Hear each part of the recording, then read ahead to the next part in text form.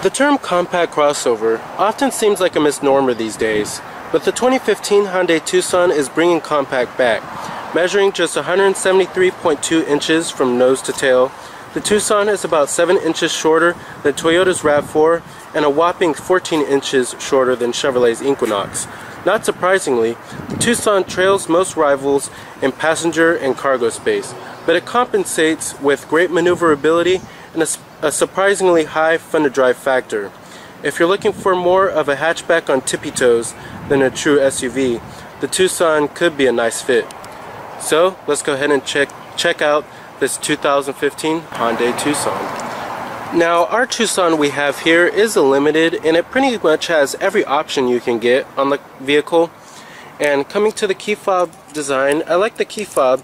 It has a pretty nice premium feel to it, but you do have your unlock lock to release your tailgate, and then your panic button too, of course. But as you can see, it has a little bit of class and style to it. Kind of like it a lot. Now, as far as styling goes on the vehicle, I quite like it a lot. I think it looks very premium and is one of the best looking in the class. But as you can see, it has some styling elements from its larger brother, the Hyundai Santa Fe, and it has the fluidic sculpture design that Hyundai introduced just a few years ago. Now, it is a winter white exterior with smart key access on the front door and the front passenger door, and you do have chrome door handles with a brown leather interior.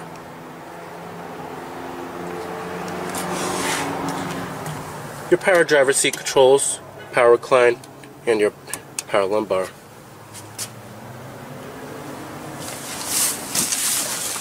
Now, stepping on into the interior, the Tucson has a pretty high step-in height compared to the competition. It's not like a traditional body-on-frame SUV, but it just has a little bit higher of a step-in height. I noticed that. But as you can see, the cabin is very stylish and pretty luxurious as well, especially in this limited trim. Now, you do have push-button ignition, of course. Just put your foot on the brake, hit the button to start.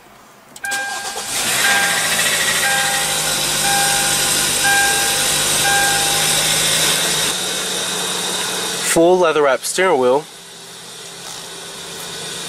Coming to your transmission, you have a 6-speed automatic, pretty standard stuff here. Nothing too noteworthy about it. You do have Shiftronic manual shiftability. And then putting the vehicle in reverse displays your rear view camera, of course, with guidance lines.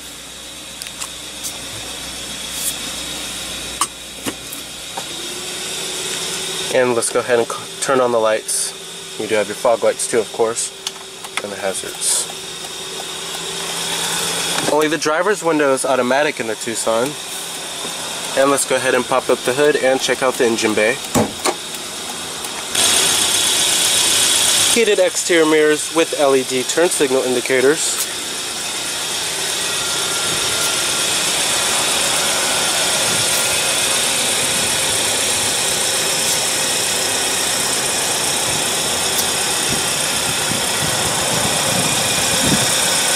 Halogen projector beam headlights with LED accenting lights, and your halogen fogs down there as well.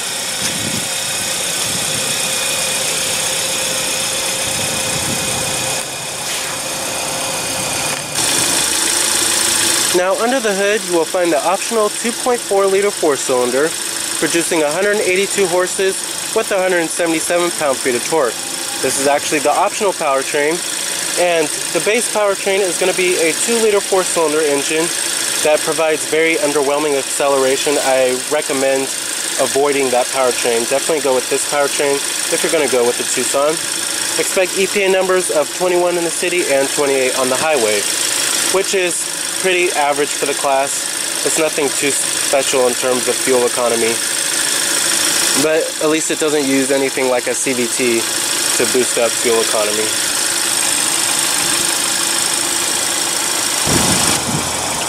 Pricing of the Tucson starts at $21,450 for the GLS model. That comes pretty well equipped with air conditioning, Bluetooth, and power windows, mirrors, and door locks.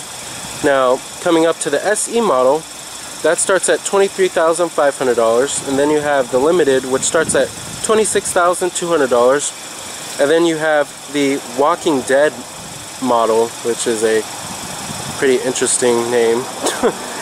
That starts at $28,900, and this Tucson we have here is just north of around 30 grand. Now, competitors of the Tucson are the Honda CR-V, Toyota RAV4, Ford Escape, Nissan Rogue, Chevrolet Equinox, Kia Sportage. Now, coming to the rear, as you can see, you have more of that fluidic sculpture design. Full LED tail lamps, your limited trim badging, rear window wiper with a rear window defroster, and an LED third brake light too.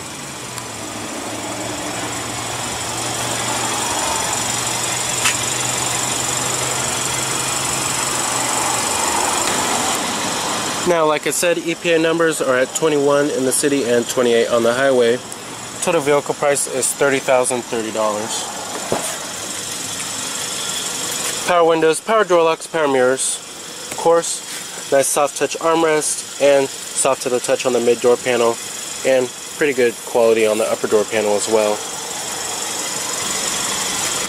Let's go ahead and see what kind of soundtrack that 4-cylinder makes.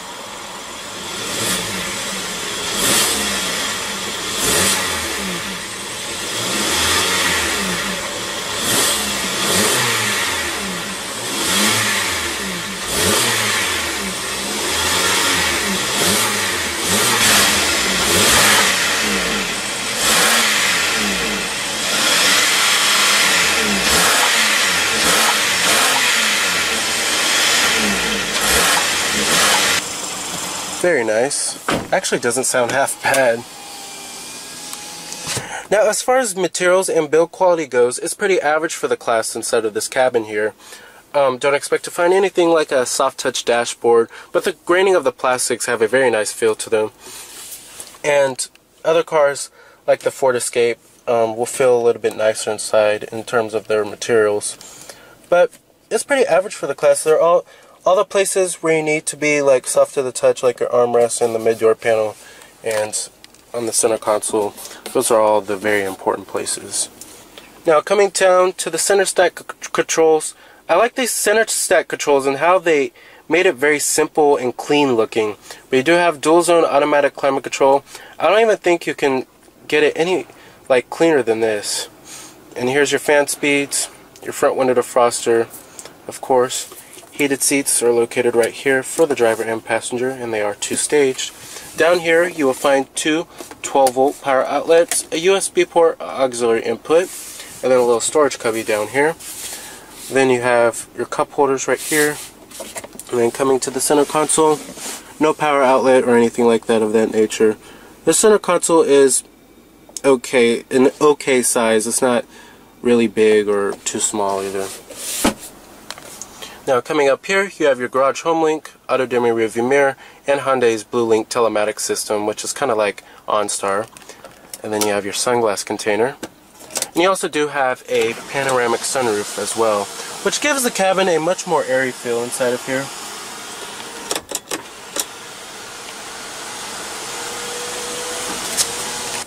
Now, as far as driving impressions go of the Tucson, thanks to its compact dimensions, it makes for a very fun to drive car. And it's one of the better handling vehicles in the class. It's just about as good as the Ford Escape or the Mazda CX-5. Now, coming over here, you have your downhill assist control, traction control, and then your gauge cluster lighting, the brightness of it.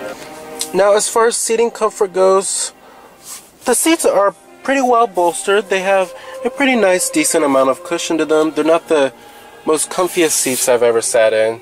I think I like the Honda CR-V seats a little bit better just because they're more comfort oriented. But these seats are pretty nice as well. Now, coming to the gauge cluster, you have blue gauges, and then you have a little information center right there, which gives you your average speed and then your trip odometer too, of course, and then your range, and then your average fuel economy as well. Now, as far as the steering wheel design goes, I'm not really a huge fan of the steering wheel design, but you do have steering wheel mounted audio controls, your voice recognition, Bluetooth phone controls, of course, and your cruise control buttons and your trip odometer. Now, let's get to the main head unit here. I love this head unit so much just for its simplicity and its responsiveness. And the responsiveness of this touchscreen is just superb. Loading times are superb as well, but you do have AM, FM, satellite radio, your optical disc drive is right here. And then you also do have your navigation system. The nav is alright. It gets the job done. There's nothing too noteworthy about it. Don't expect to find anything like 3D rendering of buildings or anything like that, but this is kind of like a 3-year-old system here. But you have your points of interest, like you find your restaurants, gas station, whatever it is.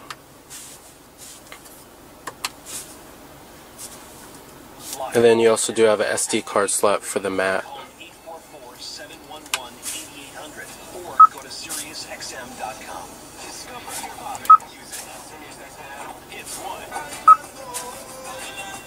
You have your fuel consumption data right here. They call it eco driving. And of course you have your Bluetooth phone and your connections, of course. And you can store your contacts and have a phone book on here. But as you can see, just the responsiveness of this touchscreen is so great, and I love the simplicity of it. It's just so easy to use on a day-to-day basis.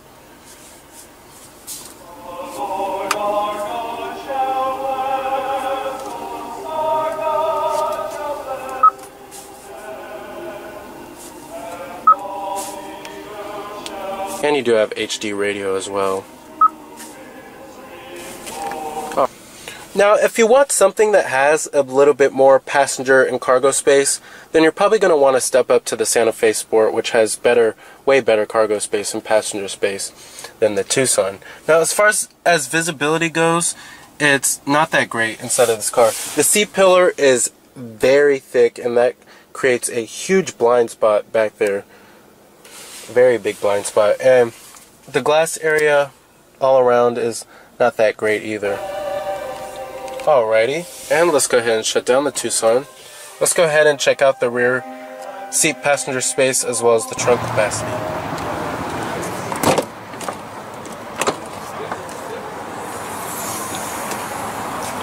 Now, like I said earlier in the video, where the Tucson really lags behind in the competition is in cargo space. But to fold the seats down, just pull these levers up right here, and then you also do have a cargo cover as well. And then you also do have a 12-volt power outlet right there. But no power tailgate for $30,000.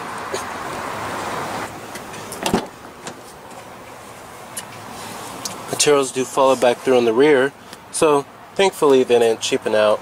And it's still soft to the touch on the upper door panel where you might rest your arms. And then it's soft to the touch on the mid door panel as well. Now, sitting back here, I'm actually quite surprised. It's actually roomier than I thought. I have the driver's seat to where my driving position would be, and I'm about 5'11", and I have enough room to spare. However, it's still not as roomy as the Honda CR-V. But like I said, the panoramic sunroof definitely gives it a more airy feel inside of this cabin. Now you do have dual map pockets, rear air vents, center armrests with cup holders, and the seats are decently comfortable. However, they do not recline, which may be a con for a lot of people. However, like I said, if you're looking for more room inside of an SUV, definitely go with the Hyundai Santa Fe. It just has much more better utility. It's way more versatile than this car. Alrighty. Full manual passenger seat. Your glove box compartment. That's actually kind of weird that the rear one of the froster buttons located right here. And then the front window defroster is located right here and is a much smaller button than the rear window defroster. Just a little odd styling detail I had to note there. Alrighty. So the 2015 Hyundai Tucson serves up as a satisfying blend of fashion, features, and maneuverability, though its interior space is somewhat limited. So remember that this is Cameron Birch from Cameron's Car Reviews.